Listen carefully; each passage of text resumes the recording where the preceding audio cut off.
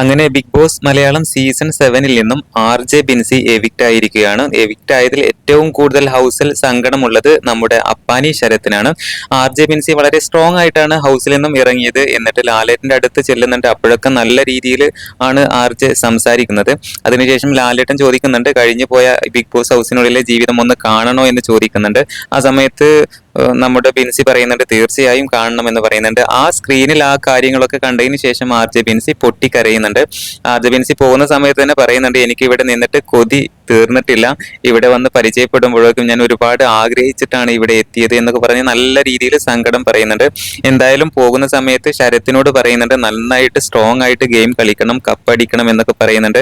എന്തായാലും ഹൗസിനകത്ത് നല്ല രീതിയിൽ ചർച്ചാ വിഷയമായിരുന്നു. ശരത്തും ആർ.ജെയും തമ്മിൽ നല്ല ഒരു ഫ്രണ്ട്ഷിപ്പാണ്, നല്ലൊരു കോംബോ ആണ് അവർ രണ്ടുപേരും എന്ന് പറയുന്നുണ്ട്. അവരുടെ ഫാമിലി കാര്യങ്ങളൊക്കെ ചർച്ച ചെയ്തതാണ്.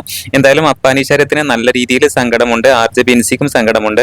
വളരെ വിഷമത്തോടു കൂടെയാണ് ആർ.ജെ ബിൻസി നമ്മുടെ ബിഗ് ബോസ് സീസൺ 7-ൽ നിന്നും പുറത്തായിരിക്കുന്നത്.